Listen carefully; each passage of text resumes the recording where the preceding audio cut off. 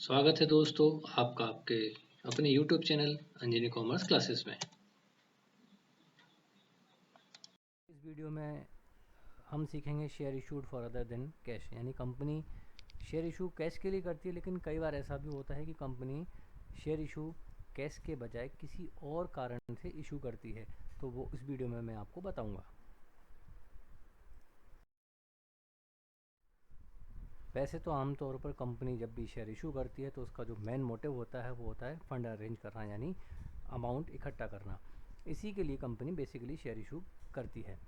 कई बार ऐसा भी होता है कि कंपनी शेयर इशू करने का ऑब्जेक्ट कुछ और भी होता है। जैसे मान लीजिए कंपनी ने कोई असेट्स खरीद दिया, तो असेट्स के बदले में जो वेंडर को पेमेंट है वो शेयर के थ्रू कर दिया। अब यहाँ पर share issue other than cash की जो कंडीशन है वो फॉलो हो गई यहाँ पर।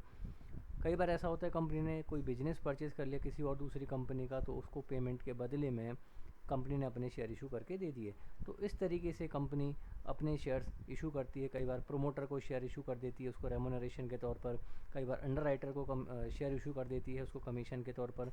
तो इस तरीके से कंपनी सर्विस लेने के बदले में, सर्विस का पेमेंट करने के बदले में वो शेयर इशू करके उसका पेमेंट कर देती है। तो यहाँ पर ये सिचुएशन कहलाती है share issued for consideration other than cash.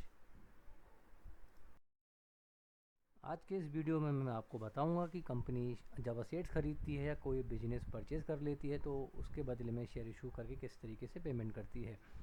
उसके अगले वीडियो में मैं आपको बताऊंगा कि अंडर राइटर को शेयर कंपनी किस तरीके से इशू करती है या प्रोमोटर को शेयर किस तरीके से इशू करती है। आइए देखते हैं general entry for share issue other than cash. मान लीजिए कंपनी ने कोई असेट खरीदी है, तो यहाँ पर उस असेट्स को खरीदने की एंट्री क्या होगी और वेंडर को शेयर के थ्रू पेमेंट करने की एंट्री क्या होगी वो मैं आपको बताता हूँ।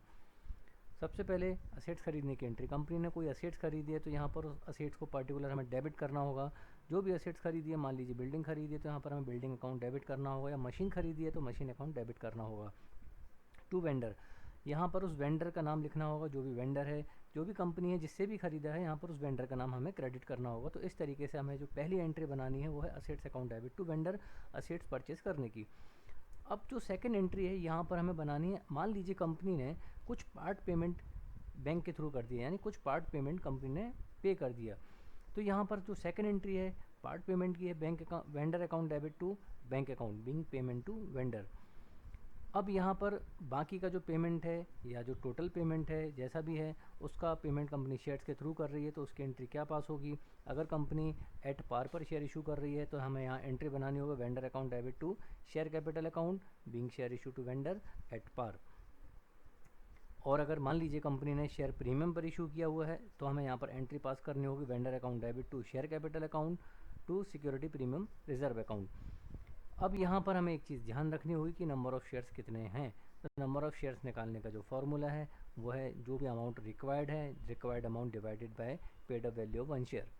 Paid up value one share का मतलब जैसे मान लीजिए शेयर 10 रुपये का है और प्रीमियम 20% है, तो यहाँ पर पेड अप वैल्यू होगी शेयर की 10 रुपये प्लस 2 रुपये प्रीमियम के। तो जो भी रिक्वायर्ड अमाउंट होगी डिवाइडेड बाय हमें यहाँ पर 12 से करना होगा, तो नंबर ऑफ़ शेयर्स हमारे पास आ जाएंगे। उसके बाद हमें ये एंट्री पास करनी होगी। तो इस तरीके से हमें असेट्स खरीदने पर वेंडर को पेमेंट करने की इस तरह से एंट्रियाँ बनाई जाती हैं। अब मैं आपको एंट्रियाँ बता रहा हूँ बिजनेस परचेस करने की कंडीशन। मान लीजिए कंपनी ने किसी दूसरी कंपनी का या किसी और फर्म का बिजनेस परचेस कर लिया है, तो यहाँ पर हमें क्या एंट्री पास करनी होगी, आइए देखते हैं। सबसे पहले सन्ड्री असेट्स अकाउंट डेबिट, जो जो असेट्स कंपनी ने टेक ओवर किए हैं वो असेट्स हमें यहाँ डेबिट करने होंगे उस पर्टिकुलर एग्रीड वैल्यू पे, जो वैल्यू पर कंपनी ने असेट्स उस दूसरी कंपनी के असेट्स खरीदे हैं। यहाँ पर हमें सारे assets one by one debit करने होंगे। उसके बाद जो भी लाइबिलिटीज़ कंपनी टेक ओवर करी जिस वैल्यू पर, तो वो लाइबिलिटीज़ हमें यहाँ क्रेडिट करनी होगी वन बाय वन। उसके बाद यहाँ पर उस कंपनी का नाम लिखना होगा जिस कंपनी से बिजनेस खरीदा गया है, तो उस कंपनी का नाम यहाँ क्रेडिट करना होगा। और परचेस कंसिडरेशन, जो परचेस प्राइस डिसाइड हुआ है वो परचेस प्राइस हमें यहाँ लिखना होगा। अगर परचेस प्राइस क्वेश्चन में दिया है तो वो लिखना होगा, नहीं तो हमें निकालना होगा। वो मैं आपको आगे बताऊँगा परचेस प्राइस कैसे कैलकुलेट करते हैं।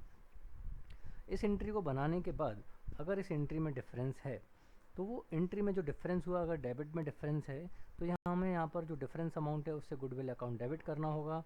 और अगर मान लीजिए क्रेडिट में डिफरेंस है तो वो हमें यहाँ कैपिटल रिजर्व अकाउंट क्रेडिट करके वो उस डिफरेंस को लिखना होगा।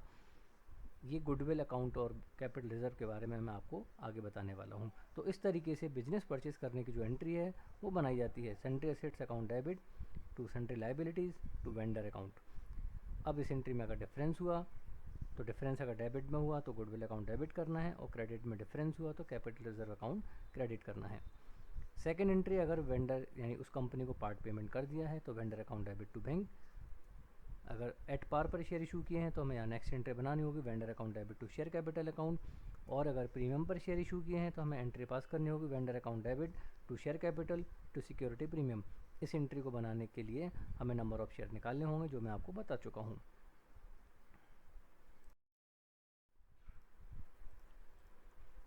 परचेज़ प्राइस क्या होती है? परचेज़ प्राइस वो अमाउंट है जो कंपनी को पे करना होता है किसी दूसरी कंपनी का बिजनेस टेक ओवर करने के बदले में। मान लीजिए कंपनी ने किसी दूसरी कंपनी का बिजनेस खरीदा, उस बिजनेस खरीदने के बदले में जो अमाउंट कंपनी पे करेगी उस पेबल अमाउंट को यहाँ पर परचेज प्राइस कहा जाता है। Purchasing price is the amount paid by the purchasing company in consideration to business purchase of another company. It is given in the question. ये आमतौर पर क्वेश्चन में दिया रहता है, और अगर नहीं दिया है तो हम उसको इस तरीके से कैलकुलेट कर सकते हैं। पहला है नेट असेट्स वैल्यू मेथड। यहाँ पर परचेज प्राइस का जो फॉर्मूला है वो है sundry assets minus liability taken. जो असेट्स कंपनी ने टेक ओवर की हैं जिस वैल्यू पर, उन सबको ऐड कर लिया जाए, उसमें से जो लाइबिलिटीज़ टेकन ओवर की हैं जिस एग्रीड वैल्यू पर, उन लाइबिलिटीज़ को माइनस कर दिया जाए। तो असेट्स के टोटल में से लाइबिलिटी को माइनस करने पर यहाँ पर परचेज प्राइस कैलकुलेट हो जाएगी। दूसरा तरीका है नेट पेमेंट मेथड। कंपनी ने जिस तरीके से जिस अमाउंट जो अमाउंट पे किए हैं उन अमाउंट को अगर हम ऐड कर लें तो वो एडिशनल अमाउंट यहाँ पर कहलाएगा, एंड जो एडिशन हुआ है वो कहलाएगा परचेज प्राइस। मान लीजिए 5 लाख के इक्विटी शेयर इशू की कंपनी ने पेमेंट के तौर पर, 3 लाख के डिवेंचर इशू कर दिए और 2 लाख रुपए बैंक अकाउंट के तौर पर बैंक अकाउंट से पेमेंट कर दिया, तो यहाँ पर टोटल 10 लाख रुपए परचेज प्राइस माना जाएगा। अगर परचेज कंसिडरेशन नेट असेट्स से ज़्यादा है, यानी purchase consideration is more than net assets, तो यहाँ पर जो डिफरेंस अमाउंट है वो गुडविल कहलाएगा।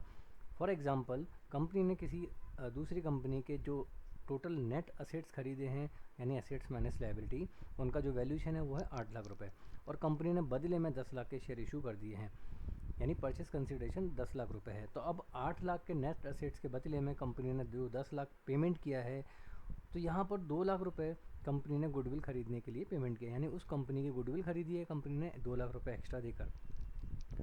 Purchase consideration is less than net assets. Purchase consideration net assets से कम है। मान लीजिए नेट असेट्स की वैल्यू है 8 लाख रुपए, और कंपनी ने जो परचेज प्राइस जो पेमेंट किया है, जो पेबल होगा, वो मान लीजिए है 6 लाख रुपए।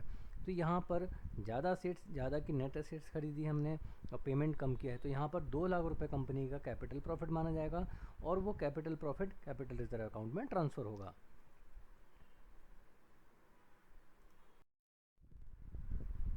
इस वीडियो में मैंने आपको बताया कि कंपनी कैश के अलावा और किन किन पर्पज़ से शेयर इशू कर सकती है।